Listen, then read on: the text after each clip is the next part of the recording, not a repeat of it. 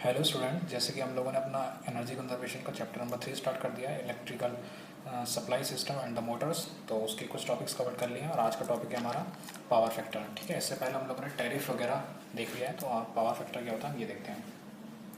तो basically power factor क्या होता है?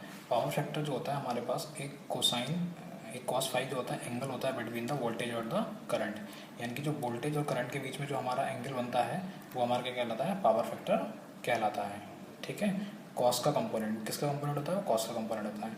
तो पावर फैक्टर वास्तविक शक्ति यानी कि हमारे पास एक्टिव पावर तथा आभासी शक्ति का अनुपात होता है। तो पावर फैक्टर क्या होता है हमारे पास? Active power upon apparent power. ठीक है, इसे किससे प्रदर्शित करते हैं? कॉस फाई से हम लोग इससे प्रदर्शित करते हैं। तो बेसिकली इसमें क्या होता है? दो चीज़ें होती हैं, लीडिंग और लैगिंग। ठीक है, जब वोल्टेज के जब भी कभी इंडक्टिव जब भी कभी हमारा इंडक्टिव सर्किट होता है, ठीक है, तो उसकी वजह से हमारा जो होता है लैगिंग होती है। और जब भी हमारे पास कैपेसिटिव सर्विस होता है, कैपेसिटर लगे होते हैं, कैपेसिटर होता है, तो उसकी वजह से हमारे कैसे क्या होता है? करंट लीड करता है। तो देखिए, जब धारा वोल्टेज से आगे होती है यानी कि जब करंट क्या होता है वोल्टेज से आगे होती है, तब पावर फैक्टर हमारा क्या कहलाता है? लीडिंग कहलाता है। वो किसकी वजह से कहलाता है? कैपेसिटर की वजह से होता है। ठीक है, हमारा सर्किट कैसा होता है? कैपेसिटर होता है।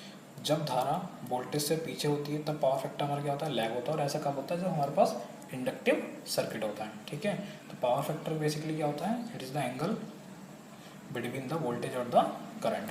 ठीक है, अब देखो अगला हमारा टॉपिक है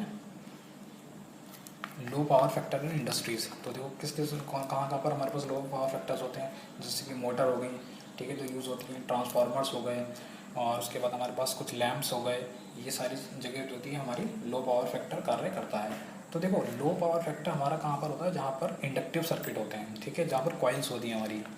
आप लोगों ने देखा हुआ ये सिविल के स्टूडेंट तो वैसे इलेक्ट्रिकल स्टूडेंट तो समझ जाएंगे, लेकिन सिविल वाले जैसे कि आप लोगों ने कॉइल्स देखी होंगी, ठीक है, जो ट्रांसफार्मर वगैरह में यूज़ होती है, मोटर वगैरह में यूज़ होती हैं कॉइल्स। तो उस सब में क्या होता है? हमारे पास लो पावर फैक्टर होने के चांस होते हैं। ठीक है, अच्छा दूसरा क्या है? मेंटेनेंस करने के बाद मोटर में स्टार्टर एवं रोटर के मध्य गैप बढ़ जाने से भी पावर फैक्टर लो हो जाता है। यानी कि अगर हम कोई भी मोटर है हमारी, ठीक है, उसको अगर हम समझने के लिए देंगे तो तो जो रोटर होता है, दो चीज़ें होती है, एक रोटर होता है, एक स्टार्टर होता है। ठीक है, मोटर के अंदर। तो ये इलेक्ट्रिकल वाले अच्छे से समझेंगे। तो उनके बीच में अगर गैप बढ़ जाता है, इनके अलाइनमेंट ख़राब हो जाता है, तो उसकी वजह से जो पावर फैक्टर होता है वो हमारा क्या हो जाता है? लो हो जाता है। ठीक है स्टूडेंट्स, अगला हमारा टॉपिक है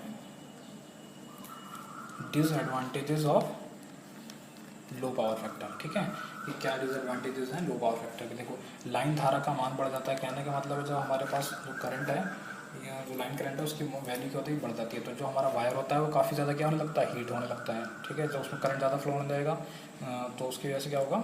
जो हमारा जो वायर होगा वो ज़्यादा हीट हो जाएगा और वो पिघलना शुरू हो जाएगा। सिस्टम की दक्षता में कमी आती है, इनकी एफिशिएंसी भी बहुत ज़्यादा कम हो जाएगी, उसकी रेगुलेशन भी उसका क्या हो जाएगा? बेकार हो जाएगा। तो ये सारे क्या होगा? डिसएडवांटेजेस होगा हमारे लो पावर फैक्टर के। अब देखो यहाँ से ये है कि पावर फैक्टर इम्प्रूवमेंट मेथड। ठीक है, कौन कौन से पावर फैक्टर इम्प्रूवमेंट मेथड होते हैं स्टूडेंट्स हमारे? तो देखो हमारे 4 मेथड हैं पावर फैक्टर को इम्प्रूव करने के लिए।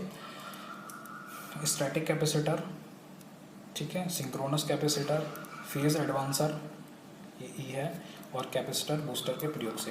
तो यानी कि 4 मेथड हैं, इनकी वजह से हम अपने पावर फैक्टर को क्या कर सकते हैं? इम्प्रूव कर सकते हैं। यानी कि कहने का मतलब ये है कि जब हमारा पावर फैक्टर क्या हो जाता है? लो हो जाता है, तो हम उसको क्या कर सकते हैं? इम्प्रूव कर सकते हैं इन चारों मेथड से। तो इन चारों में से हम आज एक मेथड देखेंगे। पहला मेथड है हमारा स्टैटिक कैपेसिटर मेथड। ठीक है स्टूडेंट्स, आज का हमारा कौन सा मेथड है? Static capacitor method. तो देखो सबसे पहले समझ लो कि कैपेसिटर मतलब जो स्टैटिक कैपेसिटर है उसकी ज़रूरत क्यों पड़ रही है हमें। तो देखो क्या होता है कि जो हमारा पावर फैक्टर होता है, इन सारे मेथड्स की हमें इम्प्रूव करने की ज़रूरत तब पड़ती है, इन सारे मेथड्स का यूज़ हमें तब करना पड़ता है जब हमारा पावर फैक्टर क्या हो जाता है? लो हो जाता है। ठीक है, जब हमारा पावर फैक्टर क्या हो जाता है? लो हो जाता है। जैसे कि जो मोटर्स हैं, जो इलेक्ट्रिकल अप्लाइंसेज हैं, और उनमें अगर जिनमें हमारी कॉइल का यूज़ हो रखा होता है तो उसमें पावर फैक्टर क्या हो जाता है? हमारा लो हो जाता है। तो उसको इम्प्रूव करने के लिए ये हमें मेथड्स चाहिए होते हैं। ठीक है, देखो और दूसरी ये बात होती है कि पावर फैक्टर हमारा लो कब होता है, जब उसमें कौन से होते हैं, इंडक्टिव सर्किट हो रहे होते हैं, ठीक है, इंडक्टिव सर्किट यूज़ हो रहे होते हैं। कैपेसिटर क्या काम करता है, कैपेसिटर जो करता है करंट को लीड कराता है, करंट को क्या करता है, वो लीड कराता है, ठीक है, करंट को क्या करता है, वो लीड कराता है, जिसकी वजह से जो हमारे पास कैपेसिटर का यूज़ करने से जो होता है, जो करंट जो कैपेसिटर जो पावर फैक्टर लो हो रहा था वो उससे थोड़ा क्या हो जाएगा, लीड कर जाएगा, ठीक है।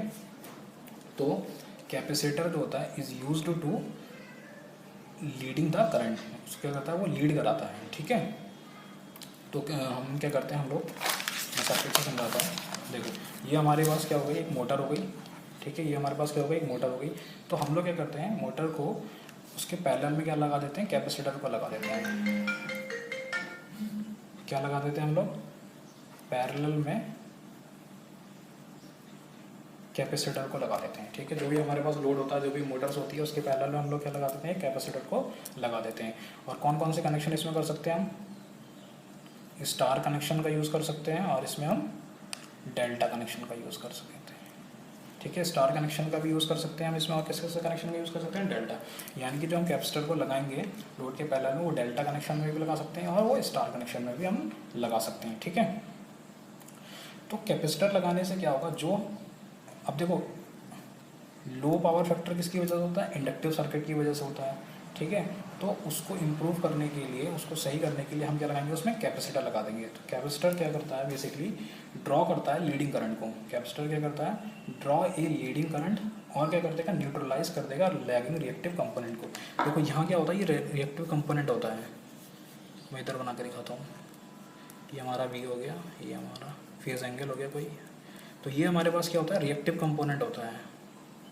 क्या होता है, ये हमारे पास होता है रिएक्टिव कंपोनेंट, ठीक है। तो ये हमारे पास क्या होता है, रिएक्टिव कंपोनेंट। जब पहले करंट कितना था, I1 था, ठीक है। उसके बाद हम लोगों ने क्या कर दिया, जब इसमें कैपेसिटर लगा दिया तो देखो ये एंगल कितना हो गया, कुछ ना कुछ कम हो गया।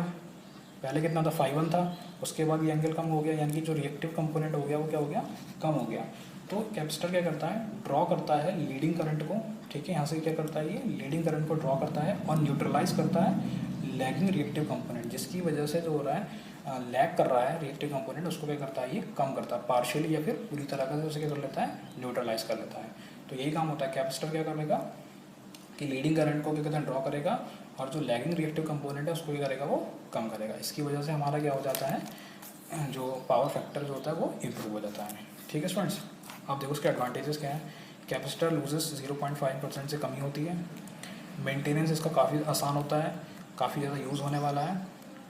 पावर फैक्टर इंप्रूवमेंट करने से उपभोक्ता की मैक्सिमम डिमांड कम होती है, इससे विद्युत प्रवाह की क्षमता बढ़ जाती है, एफिशिएंसी वगैरह इंक्रीज हो जाती है। अगला हमारा टॉपिक है कॉन्सेप्ट ऑफ सेंचियन लोड, स्वीकृत भार की अवधारणा। देखो सेंचियन लोड क्या होता है, जब हम लोग क्या जाते हैं, देखा होगा आप लोगों ने, जब आप लोग घर बनाते हैं, नया घर बनाया या नई बिल्डिंग बनी है, कोई भी रेसिडेंटल बिल्डिंग, कमर्शियल बिल्डिंग या कोई भी इंडस्ट्री है, तो हम लोग क्या जाते हैं, पावर हाउस जाते हैं कनेक्शन लेने के लिए कि भाई हमें इलेक्ट्रिसिटी का कनेक्शन चाहिए। तो जब इलेक्ट्रिसिटी का कनेक्शन चाहिए तो वहाँ हमसे क्या पूछा जाता है कि आप अपना लोड बताइए कि आपका लोड कितना है, ठीक है। तो हम क्या बताते हैं, वहाँ पर अपना लोड बताते हैं कि भाई मेरा 20 किलोवाट लोड है, 30 किलोवाट लोड है, 40 किलोवाट लोड है, इस हिसाब से। उसी हिसाब से फिर क्या लगता है, आपका मीटर लगता है, और उसी हिसाब से आपका केबल कनेक्ट होता है पोल से, ठीक है। तो लोड के अकॉर्डिंग ही हमें क्या कहते हैं, हमारे बिल वगैरह बनता है, उसी अकॉर्डिंग हमारा टैरिफ प्लान सेट होता है। तो मैंने आप लोगों को टैरिफ में बताया था कि कितने टाइप के लोड होते हैं, मेनली डोमेस्टिक लोड होता है, कमर्शियल लोड होता है, और इंडस्ट्रियल लोड वगैरह होते हैं, ठीक है।